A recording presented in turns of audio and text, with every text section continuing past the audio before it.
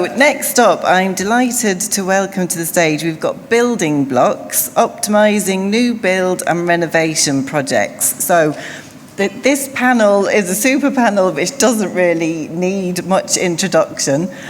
We've got Vicky Jaycock from Everton Football Club. We've got Marc Kelly, CEO of Ashton Gate Sporting Quarter, Mark Lee, Sales Manager from Principality, Stadium Experience, Welsh Rugby Union, and Karl Boyle, Director of Development for Connacht Rugby. And our moderator for this session is Guillaume Lairloup from Event Venue Experts. Welcome to the stage for the next panel session. Thank you.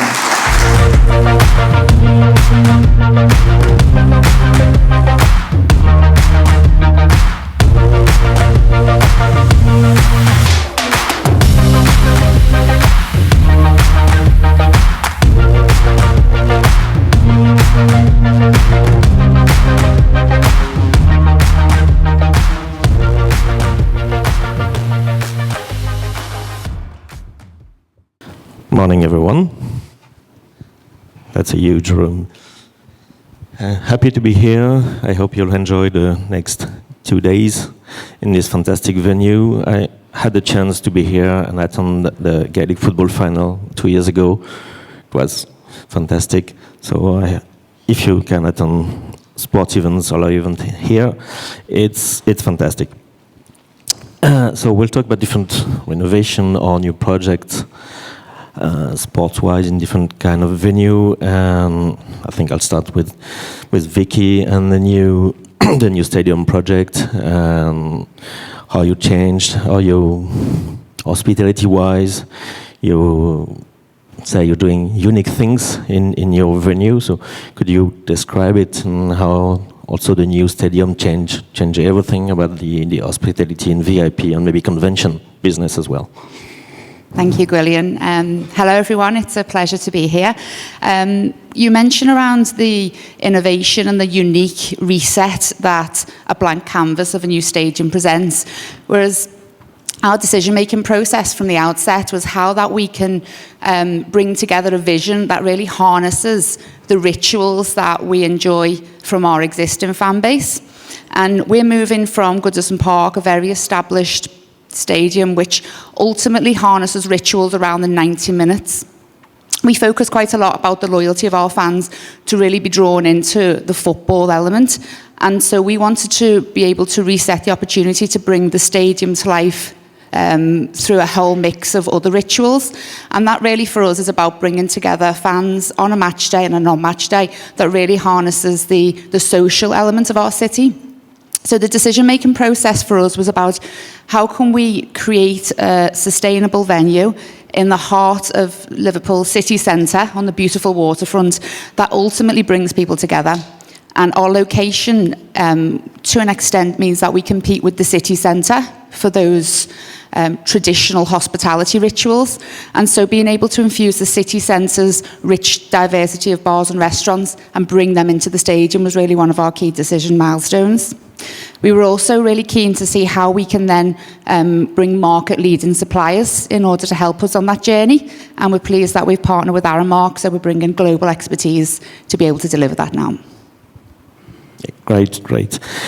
During the new venue building, you had to change the fans' mindset and organize or schedule sales phases during the project. We had the same experience in Bercy in Paris when we shut down the venue and had to start thinking about how we will sell the VIP rooms 2 years ahead. 2 years later. So how did you organize it during this big transition phase, and how it changed everything and restarted the business? Yes, in many ways, our process for go-to-market for our premium experiences gave us a lot of time. And so I know many in the room who'll be undergoing renovation or capital expenditure projects would see that time as a great luxury. However, we needed to address the challenge of where our retention starts the minute our buyers commit to the purchase. And so retention for us is key. And so we were taking our fans on a journey literally from the moment that they left our experience showroom the adrenaline from that and the buying decision was almost locked in some cases 2, maybe 3 years before the stadium opens. And it's not enough to just be able to communicate out with drone shots or progress imagery of the build. Instead, we really need to bring the experience to life. So I would recommend to any projects that are undergoing at the moment to really focus on, from the moment the client buys into the package to the moment it's delivered, think about that journey pre-delivery. And for us, that's about engagement. So really bringing to life the experiences in the same way that, luxury leading hotels would do, or, for example, the Cunard line, they tend to build the journey well ahead of the passenger's arrival on the ship. Similar in terms of building a new house, you're focused on meeting your neighbours. How can we build that into our experiences so that we've got different content which is very much unique to the fan journey? And that's really important. Our engagement manager allows us to do that. Okay, great. So you built some kind of showroom to show the VIP rooms and to future clients, and somehow we did the same in Paris long time ago. But we also took, I don't know if it's the same example, we also took some leads, some clients to London, because the O2 Arena was our model and we had the same shareholders. So I don't know if you also took people somewhere else, because you're in competition with others, but to fasten our new generation business, we did that. That's also could be something to do, like visiting new houses, same thing. Great. So let's talk now about the new sport district. You can say that. So with an arena and also a new basketball and entertainment district. So could you, Marc, please tell us some words about this new large project? Great. Yeah, thank you, and great to be here. Great to be home. I'm from Dublin, so it's great to be in the home of sport. Yeah, my name is Marc Kelly. I'm CEO of Ashton Gate and Bristol Sport. Bristol Sport is the stable, if you like, for a number of teams. So we have Bristol City Football Club Championship, mid-table. Been mid-table for about 10 years. Still trying to punch up there, but we have our limitations. For now, Bristol Bears Rugby Club, which is the Ashton Gate host to both the men's and the women's team. And we have a basketball club called Bristol Flyers, which at the moment does not play at Ashton Gate. It plays out in an arena in a university out in North Bristol. And for the last 10 years, we've been developing a concept to bring all clubs to Ashton Gate, and I suppose close the circle on the sport, what we're calling the sporting quarter. We've had severe planning challenges. Bristol is difficult to develop, and we've had some severe planning challenges, which have actually just come through this week. So we've been given the green light finally after a couple of years of appeals. So we're looking to build what we're calling the Sporting Quarter, which is adjacent to Ashton Gate, just south of Bristol. A bit like what Vicky said earlier, really. It's the big driver is to develop that side of Bristol. Bristol at the moment does not have any large arenas, although my colleagues here from YTL are also have a concept for 19,000 capacity, I think 19,000 capacity arena, which will really help the city. We have the 27,000 capacity football stadium, and we're building a 5,000 capacity arena. The main driver for the arena is for our basketball team, so Bristol Flyers, bring them home.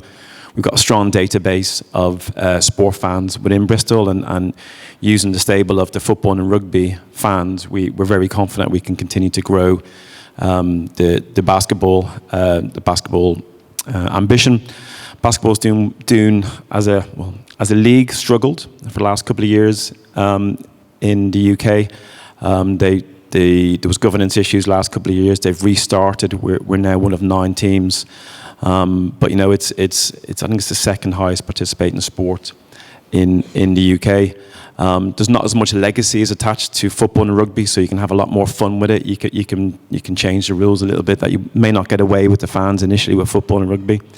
So you can innovate a lot more. And yeah, we're really looking forward to starting to get building and grow basketball in the southwest of England, but also help be part of this basketball revolution that's happening in the UK. So basketball is growing, but does the basketball league has a broadcaster or TV-wise or OTT platform-wise, which also develop the audience? Do they have a broadcaster? I was in Belfast a couple of weeks ago to attend a ice hockey game. There were no cameras at all. The arena was packed, 7,000 people packed, no cameras at all. So how does this sport will grow with the media? Yeah, broadcasting's a big part of the ambition of basketball, and they're going through, just because for anybody who doesn't know, the Basketball Super League has just really restarted, and they're going through the broadcasting rights, but it is an ambition of the board to ensure that that continues. Ice hockey, it's an interesting one. I mean, there is a big cost to broadcasting, and you might fill an arena of 7,000. I'm not qualified enough in ice hockey to comment on it, but it doesn't necessarily mean you're going to get global eyes on it. But again, I wouldn't like to comment, not knowing. But there is a cost. There's a big investment, and the investment is usually covered by sponsorship and commercial deals, which helps, and then obviously the pay per view. But it's interesting if they're doing 7,000, why they haven't got broadcasting. Perhaps somebody here might be able to help out with that. But yeah, it's a global sport, basketball, and you look at the success of the NBA. Obviously, sport in the UK is far behind basketball is far behind the NBA still. It's massive in Europe. Basketball is huge in Europe, and we're hoping that we can continue that journey. But the arenas are still coming. The facilities aren't fully there yet across all 9 teams. So you have to build the arenas, get the fan base engaged, get the commercial deals, get the broadcasting, and it's probably part of a 9-10 year plan to really grow the sport. Yeah, it's a long process. It's a long project, long process. Sorry, it will take time and money. I just saw a couple of weeks ago a company which does a fully automatic shooting in ice hockey in France. It just started, and ice hockey in France is way behind football, obviously, and basketball and handball. But you can do it automatically, and it's very cost effective, so it could help as well to develop. It's not the same quality as having 30 cameras and etc. Of course, but it's a start. It's a start. Okay, so let's move to Cardiff. Morning, everyone. Marc, Principality Stadium. Obviously this year's our 25th year. We opened for the 1999 Rugby World Cup, so lots of change over that time. I suppose our sort of renovation came through accident rather than design. Obviously, we were at Nightingale Hospital back in 2020, which meant that the whole facility was taken over by Welsh Government and the NHS. So we kind of had to, I suppose, renovate the stadium before we kind of needed to, just to take out the wards and the beds and everything else. So we've had a challenging sort of 4 or 5 years, but also use that period of time to really dive into data and sort of a post-COVID world in terms of sort of premium experiences, moving away from your formal setting, offering a tiered hierarchy of facilities, sort of encompassing large B2Bs right through to sort of your premium fan. 25 years on, and lots of challenging moments, but ultimately we're a multi-use arena these days. We're not just the home of Welsh Rugby. So much like this place, we've got Oasis next year, we had Coldplay last year, Taylor Swift, boxing, motorsport. So it's amazing really what having a roof can do to you as a stadium. It offers a lot more kind of options, I suppose, for those wishing to bring events to your city. Yeah, it's a great venue. I've also been there a couple of times. But as you don't have, you have the national teams, rugby and football, but you don't have a home team like standard stadiums. It was the same for me in Paris. It's the same as Stade de France, for example. How do you sell the premium VIP and convention when you don't know 2 years in advance what event you will host? You'll be hosting in concerts for live events. You obviously don't know. You know about the Six Nations, the national team games, but that's not the whole season. You don't know about the whole season. How do you sell that? How do you organize this? This business? I suppose, thankfully, people don't buy due to the product on the field. So being a national stadium is very much led by the heart rather than the head sometimes. So what we tend to do is offer 2 to 4 year deals for our hospitality facilities. It just means we can budget and we can forecast and strategize, I suppose, without relying on how well we're doing on the pitch. So it's only the rugby that we really sell sort of seasonally or in sort of multi-year agreements. Everything else is a massive bonus for us. So obviously it makes budgeting a little bit harder because we never quite know exactly what will land and the scale. So, for example, a year whereby you get a last-minute massive event like Taylor Swift, for example, that wasn't budgeted last year. So it was a massive, but whereas this year, obviously, we know Oasis before our financial year starts. So it does very much depend on I suppose, industry trends and having really good relationships with those promoters, and just saying, what's the likelihood of this being I suppose, a huge rock act, or whether it is going to be something a bit smaller. We will not talk about dynamic prices. No.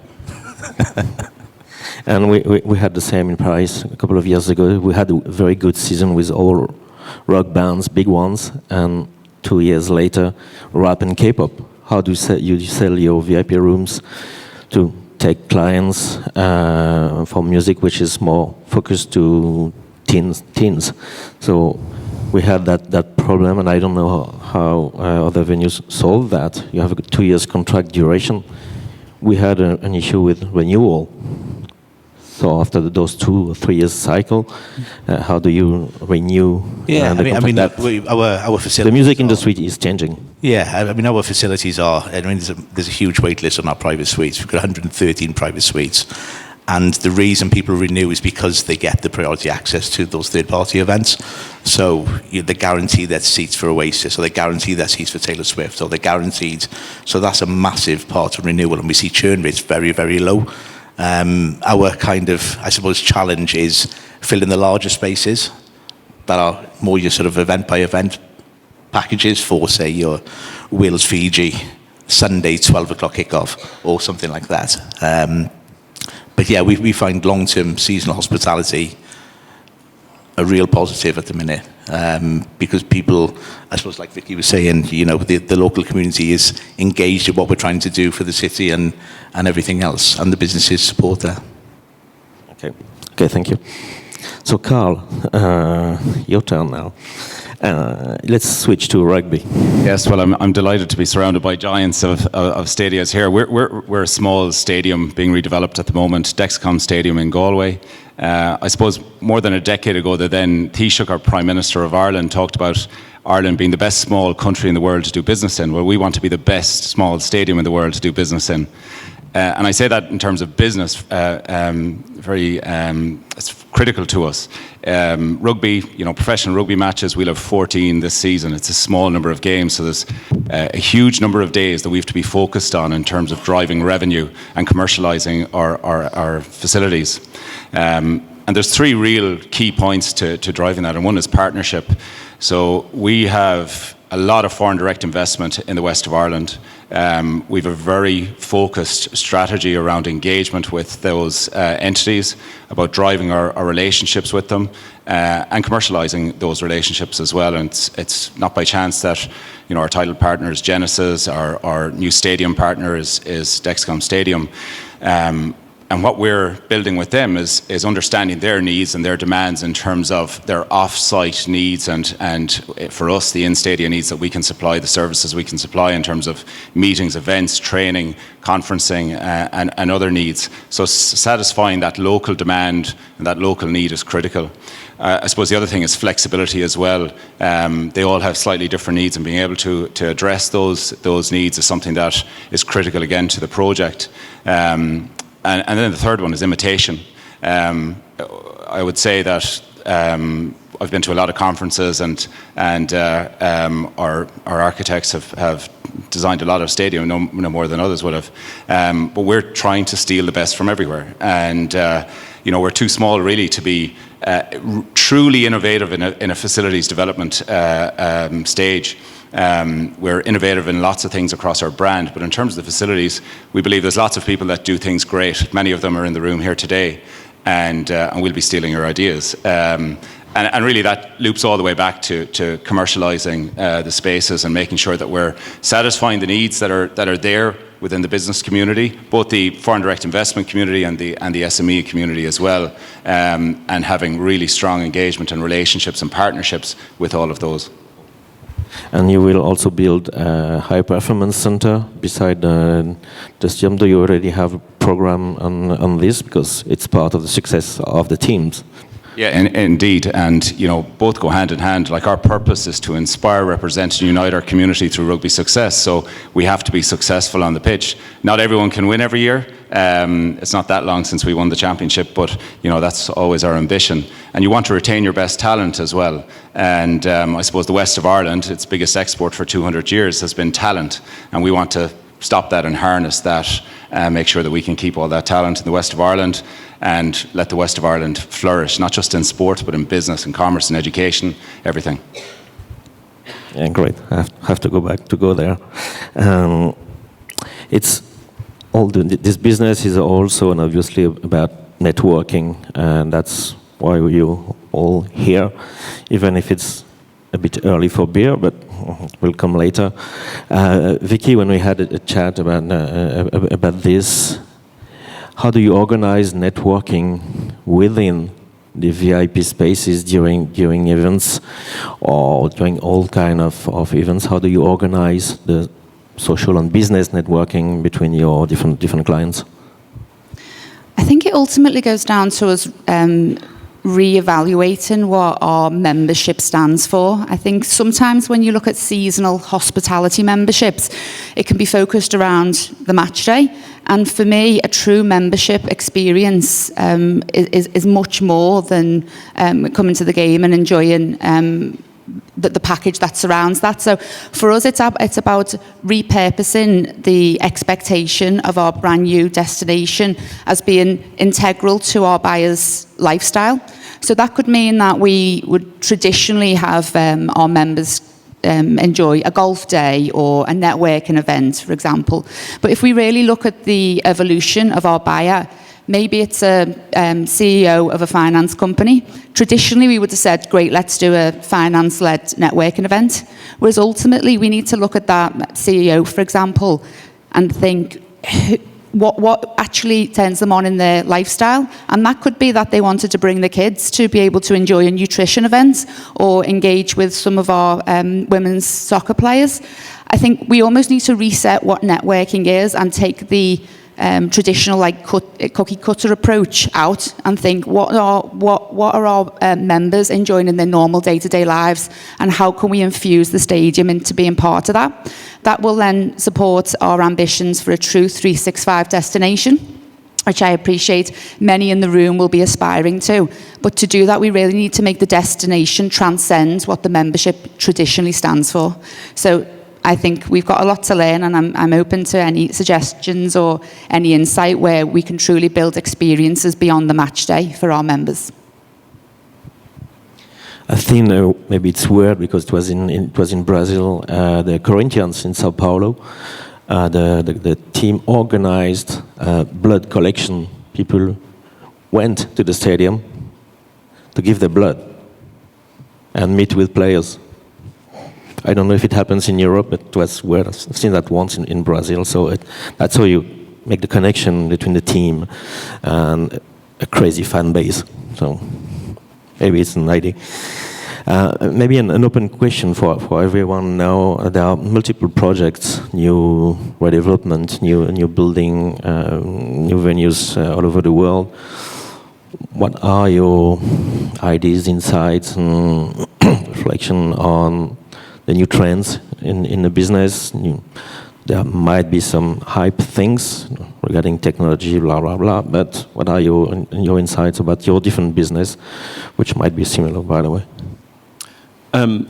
Really, I mean, good question. It's, I think the sporting industry has to change. Sustainability, we heard this morning about the importance of sustainability. I think that's going to get more and more topical, and just we need to do better as an industry for sure.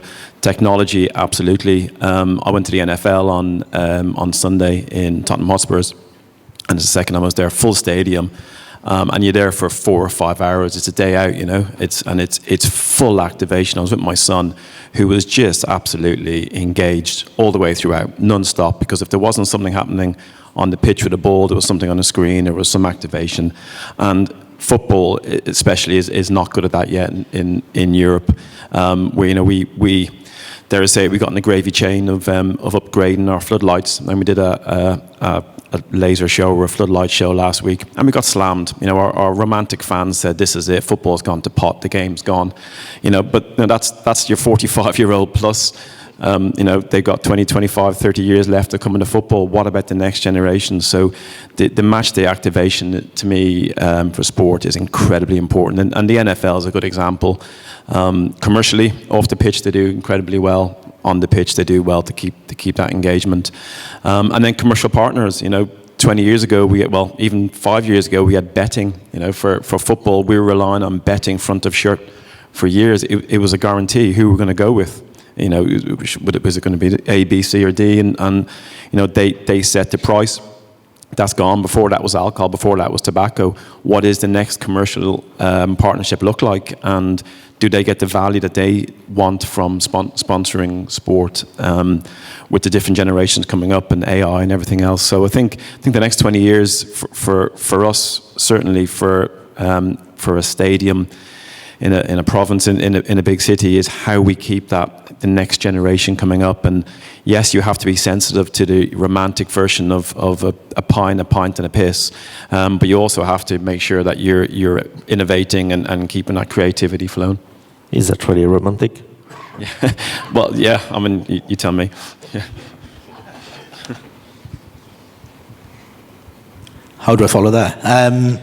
I suppose with any new build, obviously we've mentioned sustainability from a climate angle, but I suppose anything needs to be sustainable from a financial perspective for the owner as well. So whether that's a phase build, because in 10 years' time, whatever you're building is going to be out of date, or trends move on so quickly, or technology is going to advance at the rate of, whatever. So I suppose sort of pre-planning your next step before you've even started your first step almost is just as important. Because like you say, the trends change so often. Who would have thought, Ashton Gate would be doing a light show 10 years ago? You just wouldn't.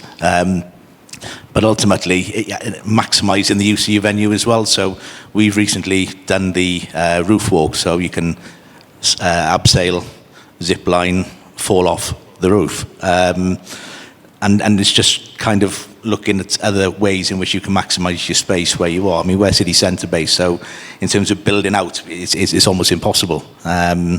We built a hotel 4 years ago, which is proven to be really successful. So it's just looking kind of outside your box a little bit to see what else you can do without almost knocking down and starting again. Yeah. Can I also just add the trends in hospitality completely changed? And I think, Vicky, you probably know that more from your most modern design, but I think that the day of those boxes of 12 people in the box is shrinking. It's difficult to host a box every week with the same people, put your shirt and tie on. So I think that the whole Americanism, the premium GA, it's something that we're looking to invest in and really knock some of those boxes through and create engaging spaces. You mentioned networking, where you can come and network, and you can come 1:30, 2:30, 2:45 if you like. You don't have to come at 12 o'clock and have a 5-course meal. So I think that's something we're looking to emerge over the next few years too. It's also changing for live events, for concerts, same model, the 12 people box. It's not dying, but it's changing as well in multi-purpose arenas. Yeah.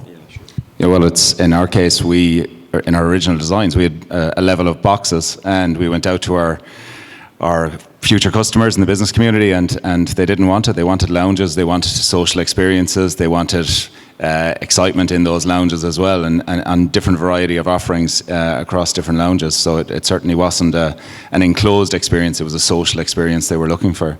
And kind of adding to Marc's points as well, I think for us, brand and broadcast, brand is so important to all clubs, and we're no different. And in fact, I'd say it's even more important to us.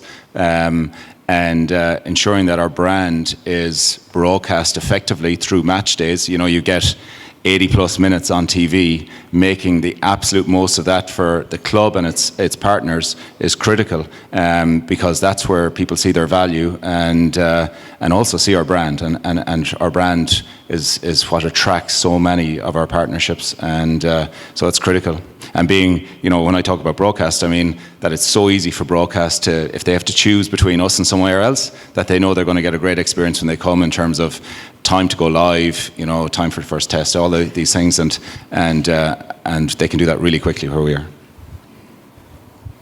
Vicky? Yeah, I think the age of hyper customization really should be applied not just necessarily into the real world.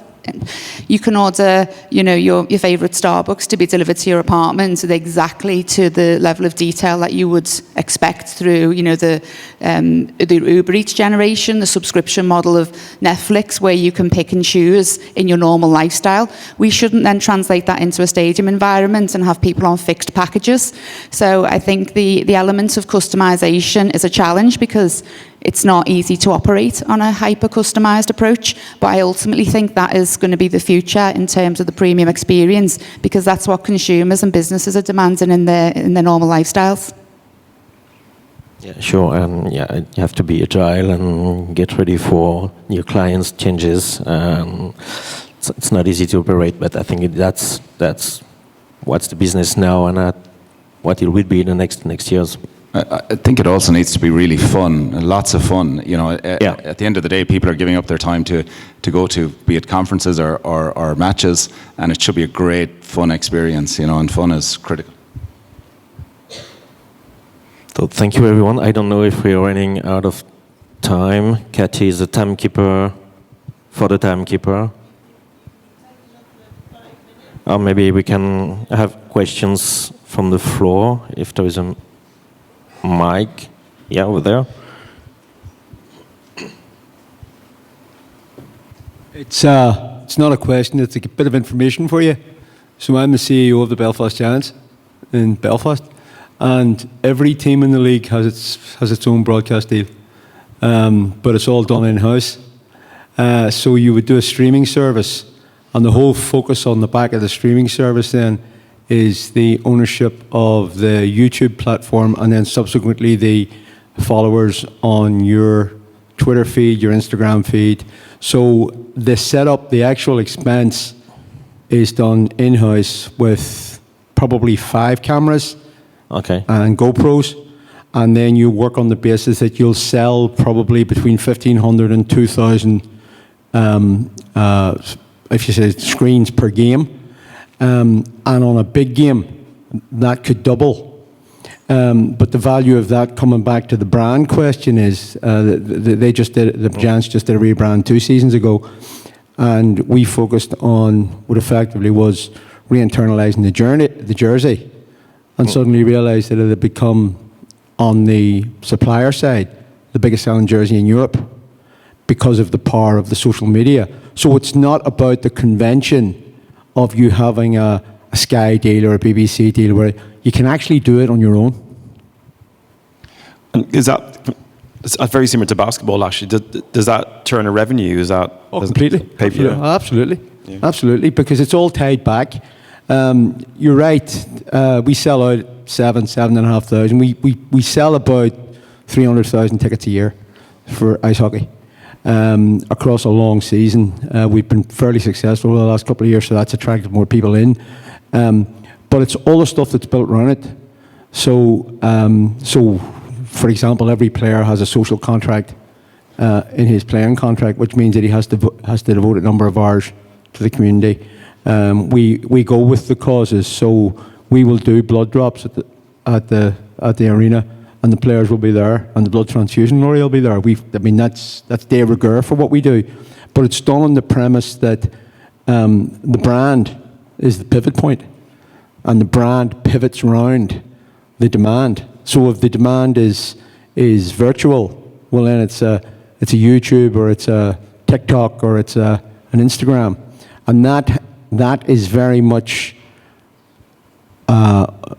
seeing the likes of, so take for example Sky as a Sky partner for broadcast.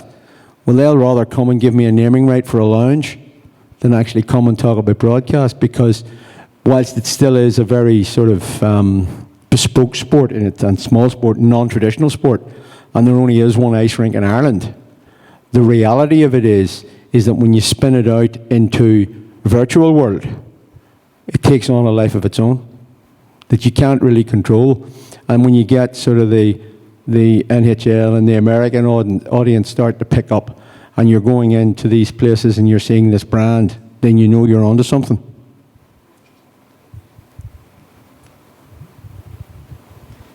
Thank you, Robert, as our sixth panellist for that one. Any other questions? Anyone? Everyone's very quiet. All right, well, thank you so much. Too early, they need some more coffee. Exactly. Coffee break. Everyone's ready for more coffee. So thank you so much to our panel. Thank you, everyone. Thank you.